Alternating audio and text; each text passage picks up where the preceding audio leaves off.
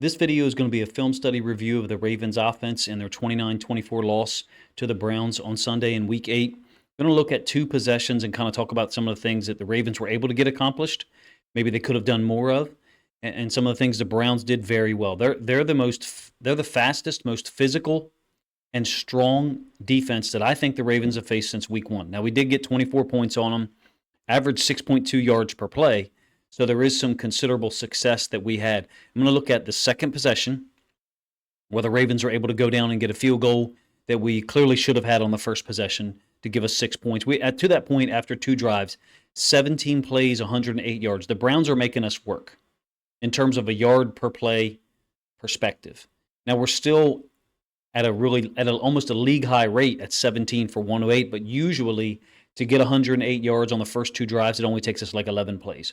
We were pushed and we were labored at times by this Browns defense, in my opinion. And then we'll look at the fourth quarter drive where the Ravens are able to take a 24-23 lead, 6 plays, 91 yards, a lot of 12 personnel pass plays. If we didn't expect pass pro difficulties in this game, I don't think we were being realistic. With Myles Garrett, Zadarius Smith both coming in with 4 sacks each. Ronnie Stanley struggled. I think that's obvious that right guard 77 is going to struggle, in my opinion, against some of these teams that have 2 or 3 legit pass rush options whereby they can pick the matchup that they want to use. And that same stunt is working against us repeatedly. It's been working since week 2, where the defensive tackle and defensive end on our right, where Falele is, and now with Rosengarten, switch rush late, and Falele just doesn't have the athletic ability to slide and get to that stunt consistently, in my opinion. It's happened a couple of times this year, but it's by accident generally.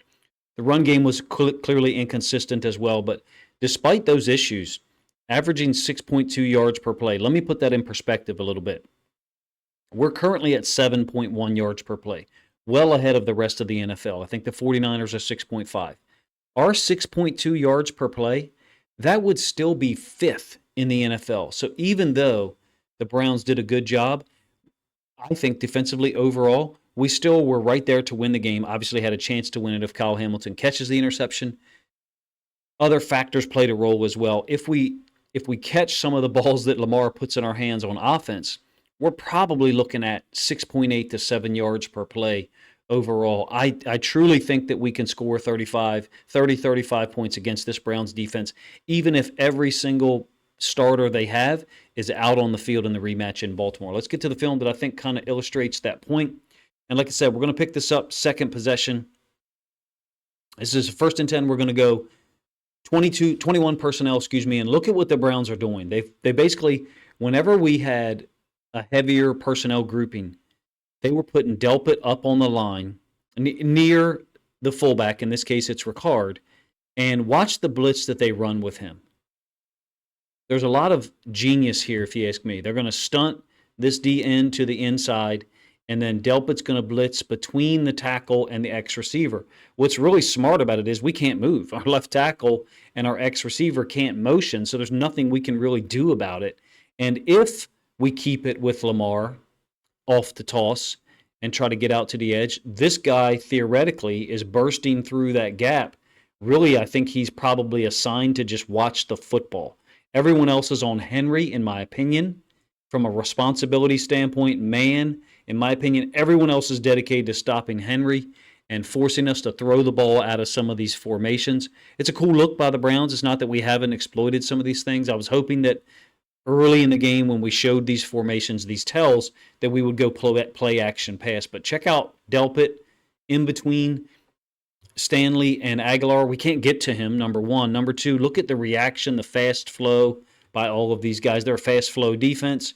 We needed stuff that was off the beaten path, or perhaps a wind back type runs. Even a reverse, I thought, would have been appropriate at times in this game. So we just switched from the first to the second quarter. Second and 10, obviously. It's going to be a scramble by Lamar. It's a mesh concept by the Ravens. And I think Zay could maybe sit this route down a little bit more in the middle of the field, but depending on the way that it's taught, the ball is on the right hash. So for Zay's landmark, he's going to sit down here. 43 is going to kind of be in that window. Along with that, Kolar and Ricard are running the mesh. Certainly, That's not to be expected, not how we would normally get this accomplished. I think we're trying to get the ball to Zay, number one, or Kolar running across here. And at least the way it works out, I'm not saying what Zay Flowers should do, but the way that it works out, he's on the right hash, which is exactly where the ball snapped, the middle of the field.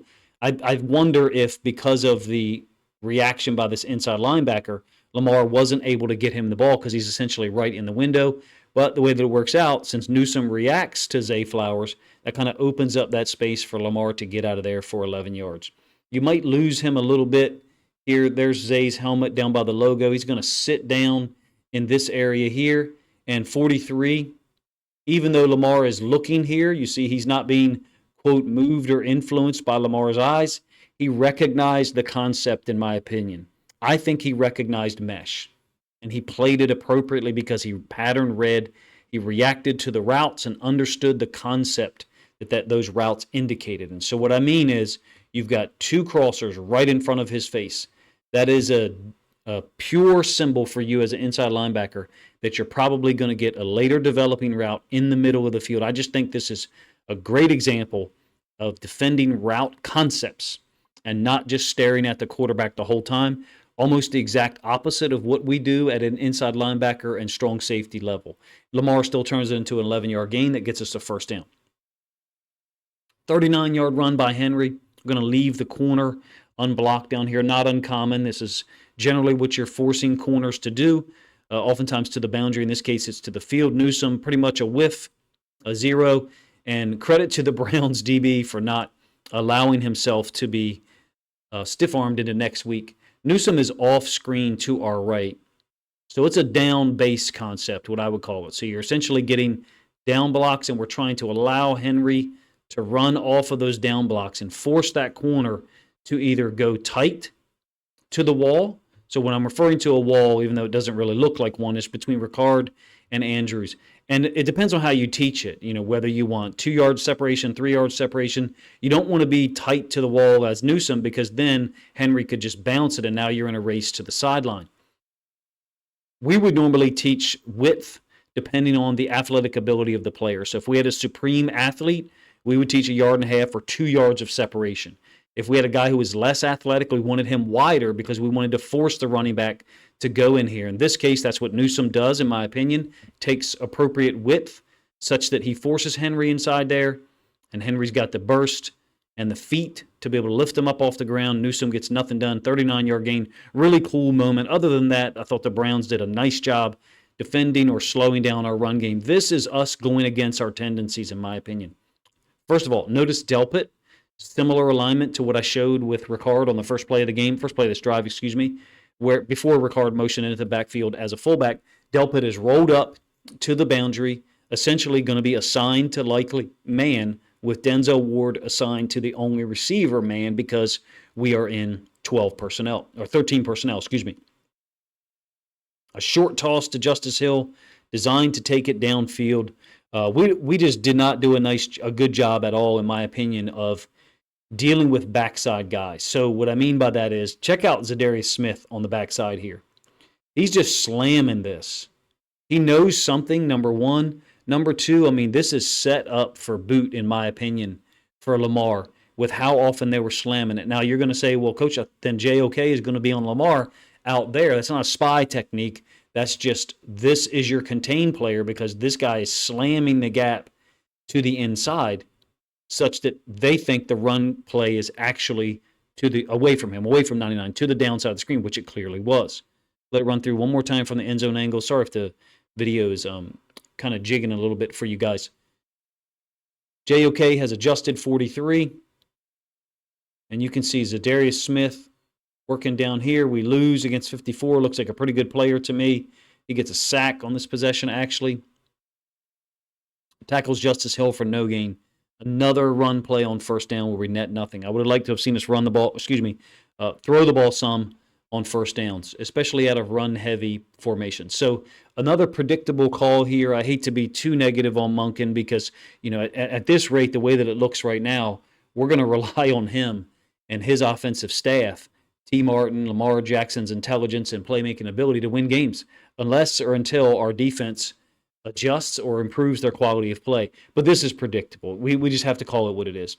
We've got short motion by Zay Flowers from the boundary. So we'll pull this back a little bit. This motion is probably 95 to 100% snag smash. And so I know that that's exactly what the Browns were triggered. You're normally getting that. Zay kind of sitting down an angled hook, running back into the flats. We've got to come up with some different plays from these formations. I think teams are onto our RPOs from a formation standpoint. And in this case, I think the Browns were onto us from a snag smash perspective. Watch the alignment of JOK when you get the end zone angle and tell me he doesn't know exactly where Justice Hill is going to go. I think we've got to look at the next time we play them. First of all, look at JOK's alignment.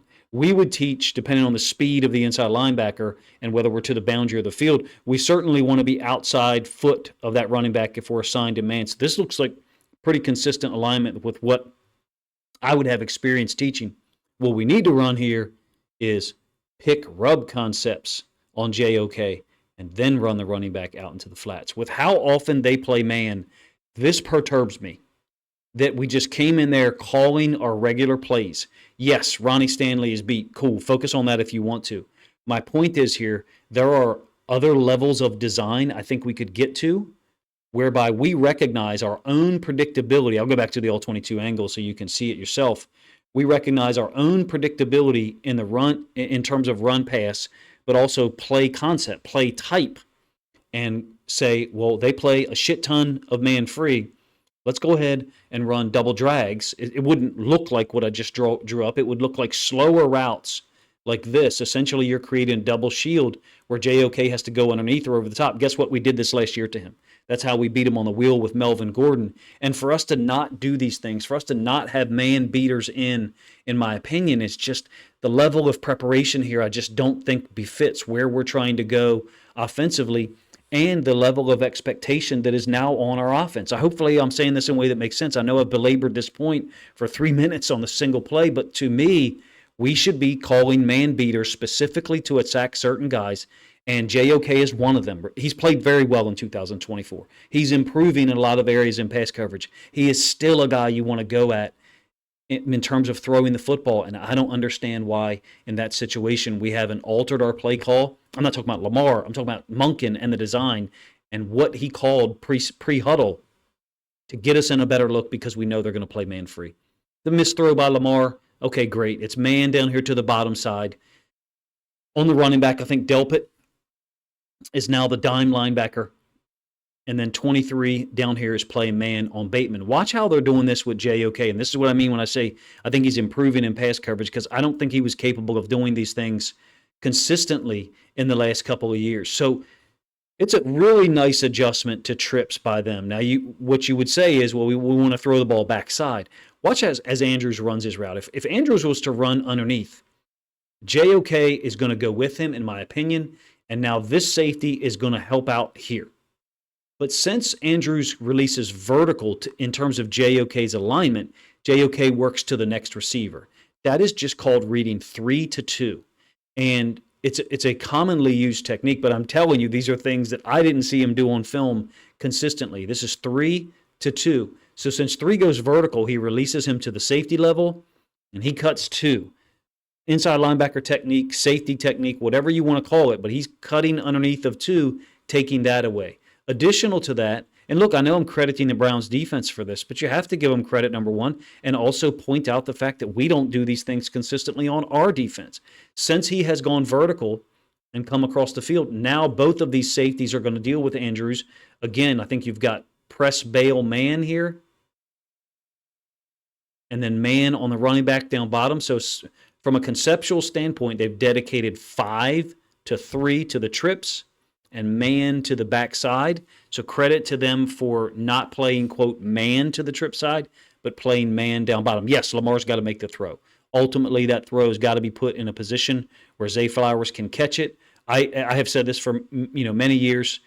I think Lamar is risk averse at times. To me, that's a situation where we've got to put it in a catchable spot. And if it allows this guy to catch up so be it. I'm talking about making it a 95% chance that the ball is in a catchable location for him and only a 5% chance that it's overthrown. Hopefully I said that in a way that makes sense. The drills for that is done in a way such that you tell the quarterback, you tell the player beforehand, hey, on a couple of these throws, we want you based upon the man coverage, how close the defender is. We want you to be risk averse.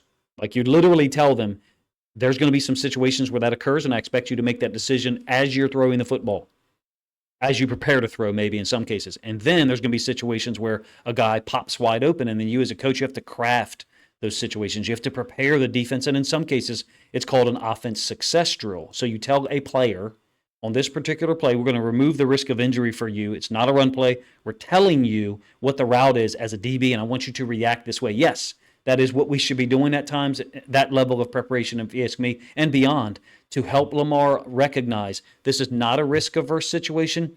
This is a situation, let's make it as catchable as we can because he's perfectly capable of making that throw. My suspicion is he's trying to avoid allowing the defender to recover because Zay Flowers was so wide open. All right, we're going to move to the fourth quarter here. And look, Denzel Ward's off the field. JOK's off the field. He got knocked out by Derrick Henry's bicep, which is unbelievable. Hopefully JOK is well, physically healthy, and able to come back and play soon in this season. We'd like to see him again because I'd like to beat them where those guys are on the field. But there is a clear difference between what their defense was able to do with those guys on the field versus not. And that's what makes this really disappointing, in my opinion, from the standpoint of us not being able to get more done offensively. We did miss the field goal with Tucker. Could we have handled the final situation better? I mean, sure. We knew we were going to have trouble with Myles Garrett. This, to me, looks like Lamar understands, has an internal clock here, that he knows Myles Garrett is against Ronnie Stanley. I think Derrick Henry's working from inside out. And so because he's working from inside out, Stanley ends up on the, quote, losing on the wrong side. So watch Henry. He works from inside out and then folds back since the inside linebacker 30 didn't blitz.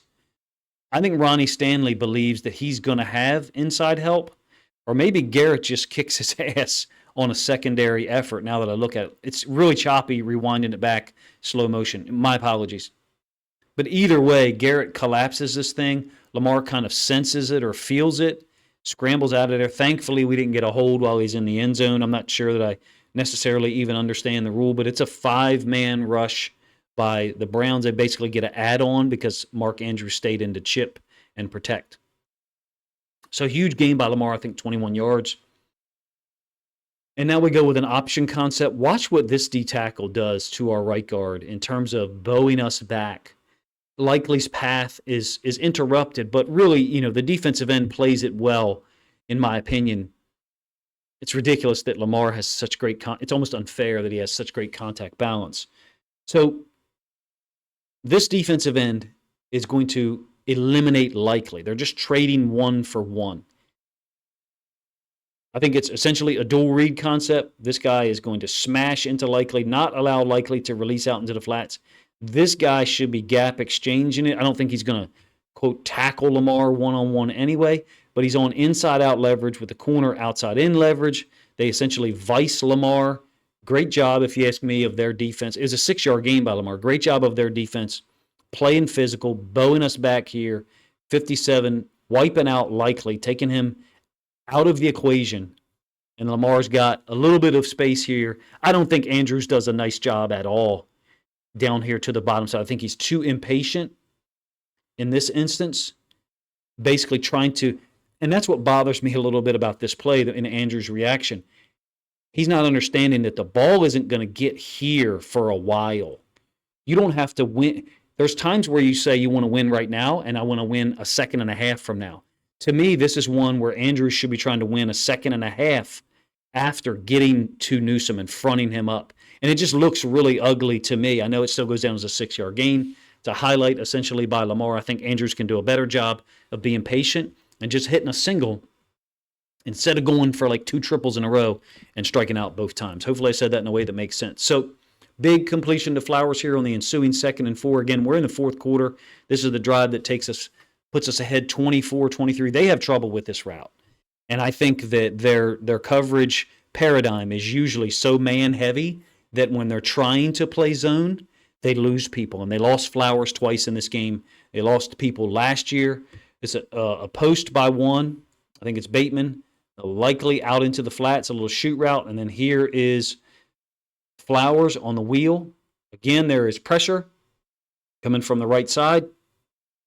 Lamar has to step up, and he does hit Zay for a 29-yard gain.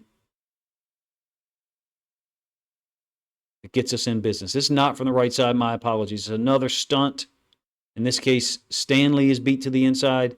You have a blitzer off the edge as well. Henry's able to pick him up, so nice job by Henry.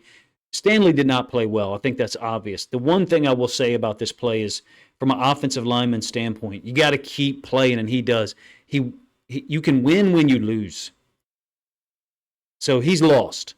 But stay on the guy and don't hold as much as you can. Just keep moving. Don't olay and stop your feet. Stop playing football, especially because we've got a $50, $60 million quarterback back there who can make plays if you give him any time at all. It is not wrong-headed for Ravens fans to be frustrated with our offensive line in pass pro.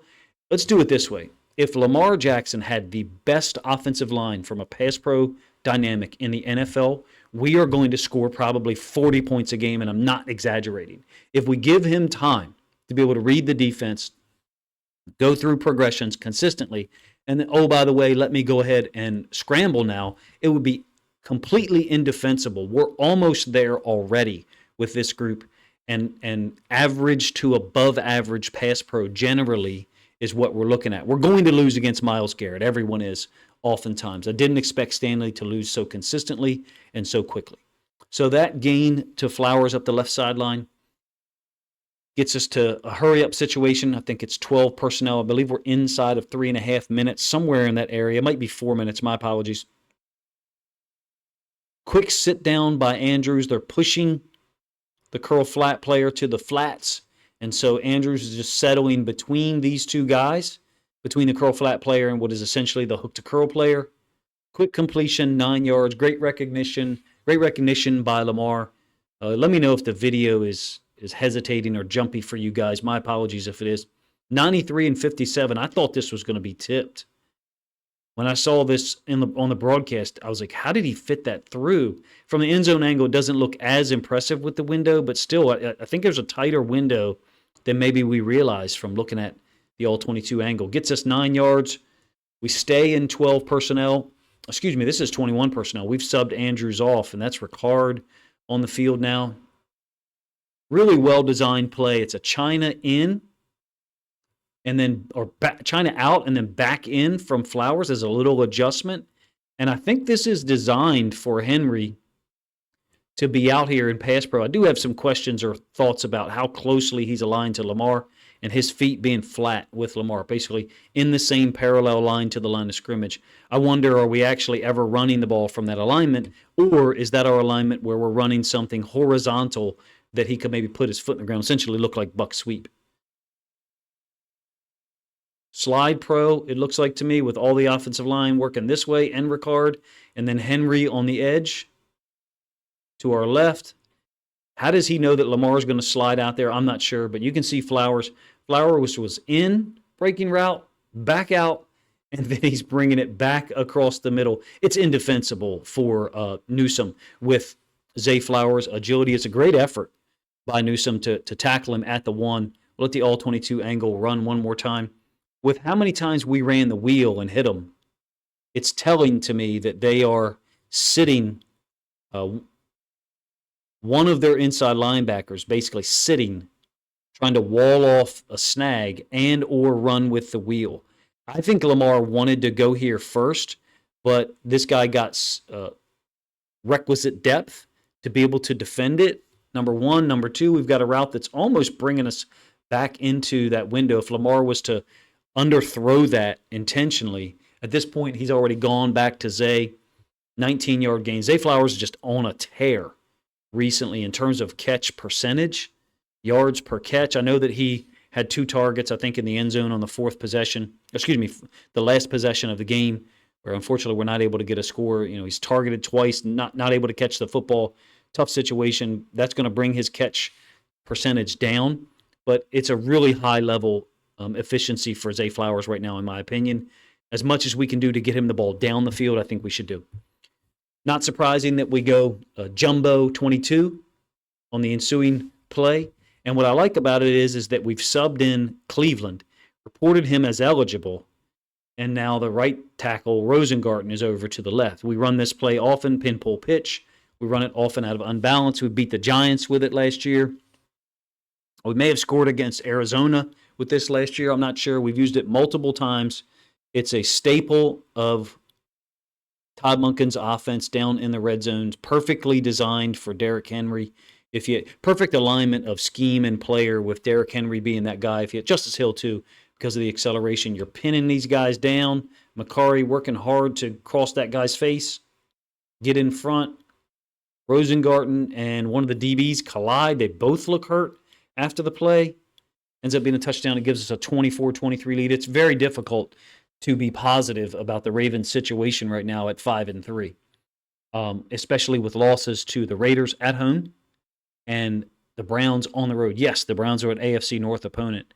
I still don't think it's acceptable to have the mentality of, okay, well, we'll get things right next week. That's not the way that I'm built personally, whether it's football, any other sport, profession, teaching, whatever. I think the Ravens have to come out with a real pissed-off mentality next week, and that may include a lot more runs with Lamar. We didn't go to that until later on. I wonder about our unwillingness to call screens against the Browns, why that was, number one. Number two, us waiting so long to use Lamar as a potential runner. And I'm fine if that's our mentality for the whole regular season, get us to the playoffs and use it more. That's what I expect to happen.